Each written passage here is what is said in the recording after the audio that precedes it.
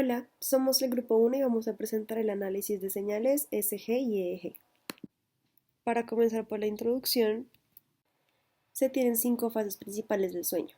Wake, que es alerta vigilia, REM, que es el Rapid Eye Movement, N1, N2 y N3, que son 3 fases NREM, es decir, que no hay movimiento de ojos. A medida que pasa de N1 a N3, aumenta la profundidad del sueño, empezando por la somnolencia, pasando por el sueño ligero y terminando en el sueño profundo. Se van a usar dos señales fisiológicas principales: EEG, que es el electroencefalograma, que mide los cambios en la corriente eléctrica del cerebro para evaluar su funcionamiento dinámico, y el SG, que es el electrocardiograma. Este mide los cambios en la corriente eléctrica del corazón a lo largo del tiempo. Las señales mencionadas se evalúan en distintos tipos de gráficas. Algunos de estos son el hipnograma, que representa las etapas del sueño a lo largo del tiempo; la gráfica tiempo-frecuencia, que es un espectrograma que brinda una descomposición de la frecuencia del EEG; y los componentes espectrales del ESG, que están en LH, que representa los componentes de baja frecuencia influenciados por la rama simpática, y el HF, que representa los componentes de alta frecuencia influenciados por la rama parasimpática. La base de datos implementada tiene 3 tipos de pacientes: con epilepsia, con desorden REM y sin ningún tipo de patología. Además, cada archivo contiene un diccionario con las fases de sueño por cada 30 segundos, el tiempo del hipnograma, los datos del EEG y ESG en una matriz y la patología del paciente. Posteriormente, se continuó con el desarrollo de la interfaz gráfica. En primer lugar, se realizó un análisis de las señales SG. Para esto se cargaron y se leyeron los archivos y se realizaron ventanas de 30 segundos para poder obtener los tacogramas en picos RR y BPM. Posteriormente se realizó un submuestreo de la señal con una frecuencia de 4 Hz y se realizó una interpolación.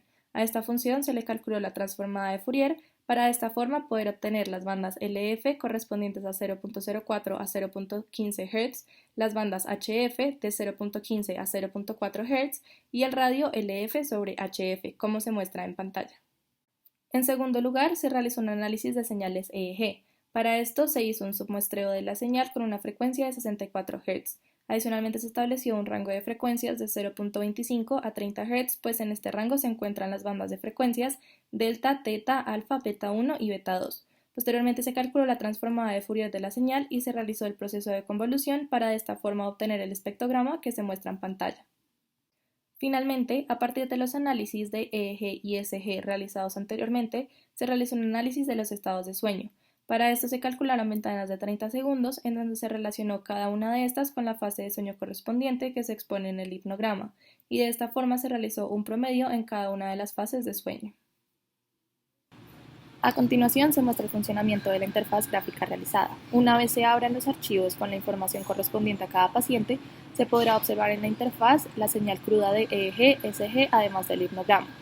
Al oprimir el botón Análisis SG Tacogramas, se mostrarán en la interfaz los tacogramas en picos RR y BPM, además de la densidad espectral de potencia, en donde se visualizan las bandas LF, HF y el radio LF sobre HF. Ahora, al oprimir el botón Análisis SG Estados de sueño, se mostrará la media RR y BPM, además de la densidad espectral de potencia para cada una de las fases de sueño. Por otra parte, al oprimir el botón Análisis EEG Espectrograma, se mostrará en la interfaz, además de la señal EEG, SG y el hipnograma, el espectrograma correspondiente a cada señal. En este caso se puede ver que la banda de frecuencia delta es predominante para la fase de sueño N3. Ahora bien, al oprimir el botón Análisis EEG Estados de sueño, se mostrará una figura en la que se pueden ver las potencias promedio para cada banda de frecuencia en cada una de las etapas de sueño. Y finalmente, al oprimir el botón Cerrar, se dará por finalizada la interfaz. A partir de esta interfaz se pudieron obtener resultados globales para todas las patologías estudiadas. En primer lugar, se obtuvo la media RR y BPM para los tacogramas durante las fases de sueño. En estas imágenes es posible observar que los pacientes que no presentan ninguna patología tienen una frecuencia cardíaca mayor en comparación con los demás. En segundo lugar, se obtuvo la medida de la densidad espectral de potencia para cada una de las fases de sueño. En estas es posible observar que para la epilepsia, las bandas LF y HF presentan una mayor densidad espectral de potencia en comparación con el desorden REM. Finalmente, se obtuvo la potencia promedio para cada una de las bandas de frecuencia en cada etapa de sueño. En este caso se puede ver que la banda delta es predominante, mientras que la banda beta 2 presenta menor potencia en comparación con las demás bandas. Análisis de resultados. Tomando en cuenta las gráficas, se obtuvieron tres componentes distintos. El primero es la diferencia del ritmo cardíaco, pues los individuos con patologías tenían ritmos cardíacos más bajos. Lo segundo, con la banda LF y HF se encontró que las patologías variaban mayormente en la actividad simpática y parasimpática, y finalmente en la actividad cerebral se obtuvo que los pacientes con epilepsia tienen mayor actividad cerebral, mientras que los de desorden REM tienen menor actividad. Al comparar con la literatura, se obtuvo que la mayoría de los pacientes con epilepsia tienden a tener una taquicardia. Sin embargo, en este caso tienen una bradicardia, lo que puede ser causado por un daño en el sistema simpático. En el caso del desorden REM, se obtuvo que la mayoría de las variaciones están en el estado REM. Sin embargo, en este caso no se obtuvieron tantas variaciones en esa situación.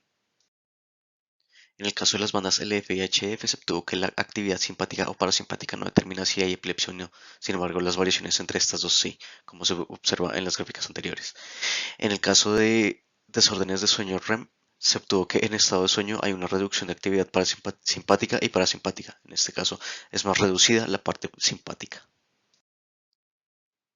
En la parte de actividad cerebral se obtuvo que con solo la observación del EEG es difícil diagnosticar a un paciente con epilepsia. En la parte de desorden de REM se obtuvo que si el desorden se origina por una degeneración del sistema nervioso central, se ralentiza la actividad cerebral, lo que implica que la actividad delta y teta aumentan. Conclusiones y trabajo al futuro. Finalmente, los datos recolectados daban muy similares a los encontrados en la literatura. Sin embargo, el cuerpo humano, tras ser muy complicado, se necesitan otro tipo de mediciones para diagnosticar de manera más apropiada al paciente. Muchas gracias por su atención.